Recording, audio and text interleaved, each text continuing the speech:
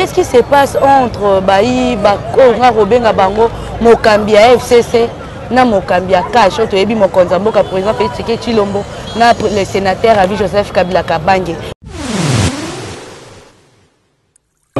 Mais Oyo Baza Kotia makambo esengélité entre autres ko divulguer ba message à mokonzi avant eleka ko bimisa ba secret mon sous ezali na kamba te un journaliste avant la frontière te journaliste akotaka na kati ya bureau ya président de la République so azoyamba so président le but image oyo bimate ego bimate mais soki yo bimisi yango ba sanctionner ça te repose ali pro songolo to pakala ezali parce que obuki mobeko ya esika oyo za ko employer yo ezali te pamba te bali ba pro non ça n'a rien à voir avec pro Kabila na kati kuna pro Kabila ezali te biso tout ba pro Congo. Omoni président de la République tant aïe na Brazzaville a expliqué qui très bien que intention na ezali te ya coalition ekufite coalition volonté na ezali mais kasi bandeko bandeko tambola mo nungu mo moke Congo France, oui, madame la carte tranche sur la quoi est la politique en Boka Congo. Bon déclarer qui mingi Roger Lumouba qui n'a une émission liboso na yamba qui riche tempête des TV et ça qui vraiment sont madame te en lelo et autres ko bondisa to bondisa rosala malamu do na zana bonjour. Bonjour Margot. Bonne santé. Ah santé kitoko tozali. Tolino toyeba po mikolo nungu eleki makasi tomonaki awa arrêté bimi bazuzi appareil judiciaire échangé bato babeti maboko bongo bazuzo batemeli mokonzi ya mboka oyo mibale balobi ete bango manda na bango eza ya 9 ans manda esite nde mokonzi ya mboka kokisi kolongola bango a renouveler mandat na bango bali ba konko babi mokonzi ya mboka violé article 150 ya constitution mwana mboka so ki ko expliquer ça ba mboka ba comprendre mokesi kawa. Non d'abord eza esengo mingi koyoka bandeko bakomi ko s'exprimer librement tant bazomona eloko moko eza ko semble bango difficile na compréhension baza ko se manifester or bakaya boye na ba régime nyonso eleki engaka esala te mutata aza mécontent alinga kufa na kanda na ye na kati ya motema moya koyeba posa ya motema na ninga kozala te mais awa cela prouve que régime est changé ya solo et que tokoti ya solo na kati ya état de droit tokoti ya solo na kati ya démocratie pure. Donc Congo est comme mérité comme on a la République démocratique du Congo. Les gens s'expriment librement. Bandeko wana pona bango bamoni te ezali boye mais réalité eza bongo te pamba te mokonzi mboka tango asali yango en connaissance des causes et que tango déjà aussi ba nommé bino na ordonnance présidentielle et lingi ko baté ba ordonnance les kanyo ceci ekufi eza sous na valeur te donc bandeko wana lokola balingi kokende pa yo mosusu te donc bazali pe ne pa yo ba utaki te na minute toujours ko lobanga na yo ba bongo ba sans emploi baza na mosala esusu te retraite te ba sans emploi na minute oyo baza sous na mosala te parce que ba manifester ni na bango et loko mosusu oyo l'exhibition na kati ya dossier oyo et in koloba te ba juge nyonso ya Congo bazalaki impartial te bazalaki batomo bagi na ba parti pris balakisi ete bango bazali bongo ba juge ya République démocratique du Congo te bazalaki ba juge ya Kingakati donc bamilakisi na pole na miso ya bato parti pris na bango ezali nini et que bazo mérité te confiance ya ba congolais na institution na pouvoir judiciaire oyo ya sikatongi to installé bato lolenge wana bakoki ko jouer rôle moko te pamba te balakisi ete bakoki ko samba na bosembo nyonso to ko sambisa na bosembo nyonso te. Donc voilà un peu leçon oyo ngai na tiré na kati ya makambo tu ko salama bongo mokonzi mboka lobaki ete akofine le passé te toko kamwa ba plainte komi koya to ki bete ba interpeller mon mboka Emmanuel Ramazani Shadari par rapport ya makambo a dossier kamwena sampu ba dossier noir eleki ebele bino ba boko finir les passé de moi mboka monde ke bino ba ikash ba yo bato boza bande kwa IDPS boko jouer na hypocrisie na kati ya coalition na bino. Non Margot moni soki ok ko fouiner na ba dossier nyonso wana ko fouiller okomona isika moko te président de la République a porté moto moko plainte Donc, le président de la République est allié, il y a porté une motoplainte, il y a pas de fouiller les passés. Mais quand si le président de la République, ils allaient institution, il y a un pouvoir judiciaire. Ce pouvoir judiciaire est lobby était et qu'on fouiller le dossier dans il 1900 combien, on est allé pouvoir judiciaire, le président de la République, il y a un code Itali Bango. En 1883, Itali Kaka Bango, président de la République a Koti Makambouana. Il a porté plainte. Parce que le Baki Boy, il faut comprendre.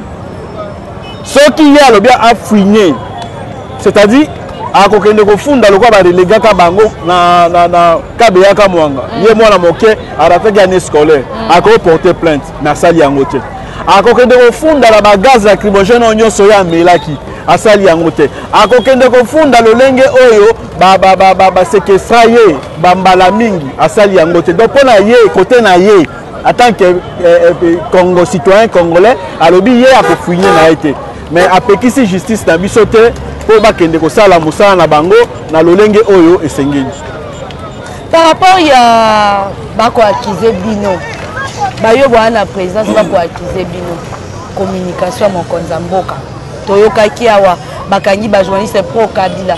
e indi mokili eningani discours tozeli ebona nte tomona bakangi bandeko o baloba beyi bango ba pro Kabila mwana mboka boyi na coalition te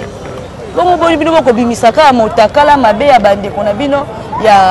ya mopanzi mosusu bao batikeli bino ebonga non ezate koloba ke bakangi ba pro Kabila epekisami te d'ailleurs kula la kati bango ba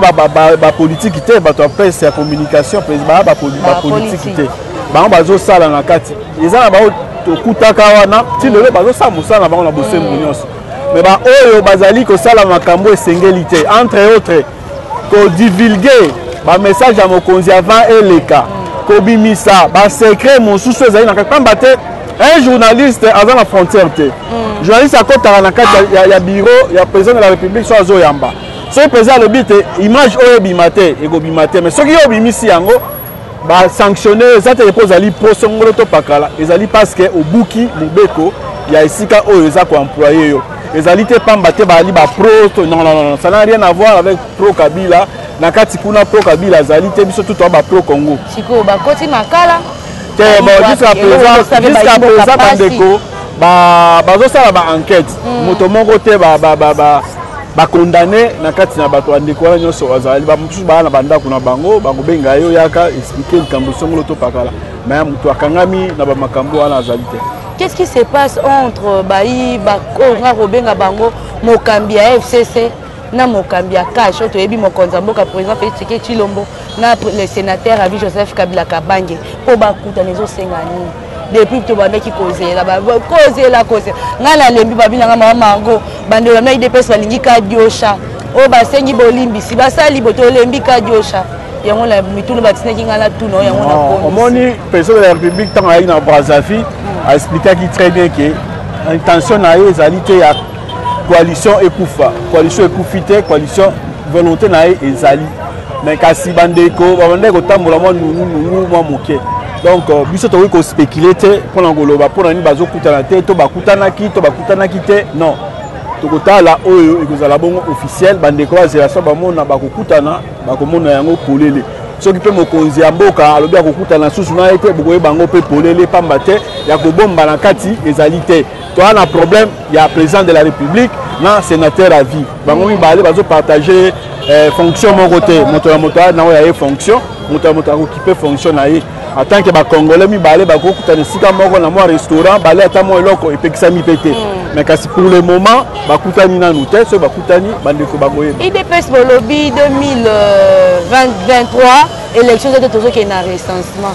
bayi FCC balobi loko ni ezo zela na 2020 abo banda recensement babilo bozo betaka to la 2023 constitution lobby 5 ans bino bozo la banda ni na 2023 mon la communiqué mon côté bimi na kombo ya IDPS que to lobby élection la 2023 vous allez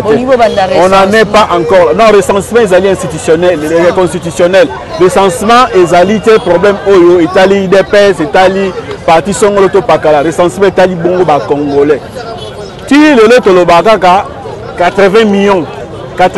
ba musu ba koma na 120 millions to ebité Congo tozali na bato boni to ebani te ba congolais bazali boni ba expatrié bazali boni toyo banité yango siko sengeli recensement et salama banda kala kabila na tango na ye a promettre recensement atikala bosala ngote mais biso to lobi ta to koti to bosala recensement mais cela ne veut pas dire que notre élection est cause non communiquer moko ezali na nous to komi pe na nous pembeni pe amapuna mipete to tika ba spéculation inutile to construire mboka ba to FCC batika koloba biloba lo batika kobanga baya na makanisi ya malamu batika ko détruire batika ko déconstruire baya to construire Congo na ndenge o esengeli batika kobanga. Voilà. Par rapport à makambo to koyoka presse première dame na cha songi maman kenda ki maluku kuta na ba femme vulnérable lelo yo communiquer mon côté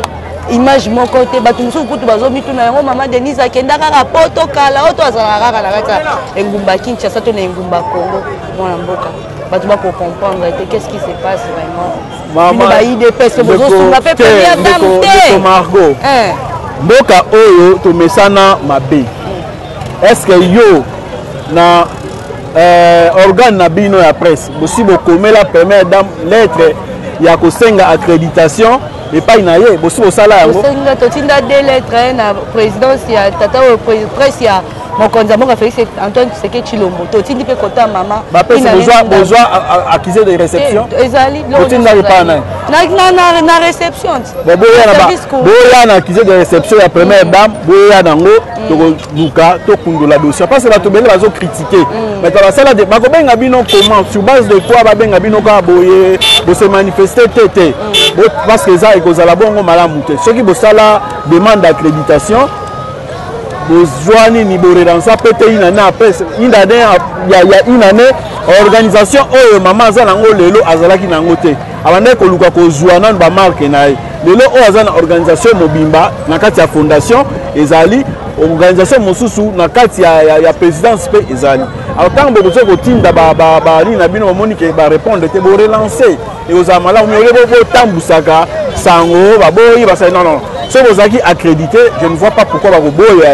et Labino pour qu'elle recouvre manifestation aux manifestation publique. Par rapport à ce qu'on a cité, la Mouka, la Mouka, bande population bakolela balobi bobosani date le 2 août. Babi IDPS depuis bazo bokondi maman, babosana ba date nyonso commémorative.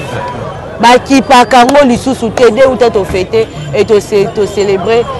maman mango kokene no musika te hein. Bobosani nyonso. Likambo etali date génocide. Tant to yaki na opposition. Oyo a instaurata date wana ezalinga yo na obetala on na bengaka yango bongo Congocide. Na bengaka yango Congocide. Na Bruxelles to organisaka ba manifestation to salaka o to bengaka bongo cimetière de victimes de Kabila. Cid et bandi lelo te. Président de la République ayebi yango malamu. Alors makambo nyonso na mokili et ça la makabongo na organisation. Une date fériée ou une date commémorative et que c'est décrété boité. Il faut légiférer sur une date.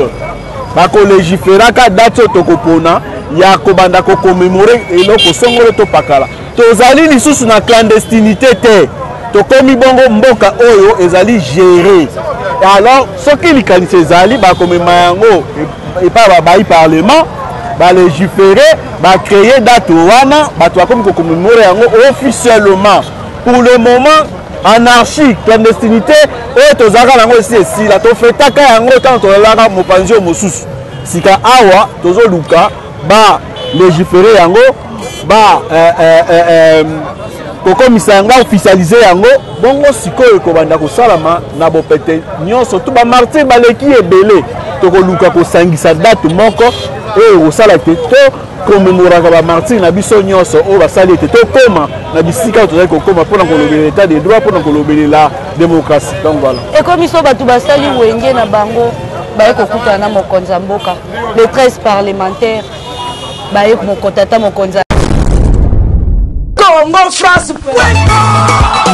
biso na bango na biso na bango ekara molai pense.com site ya solo masolo ya danger masolo ya kitoko congofrance.com.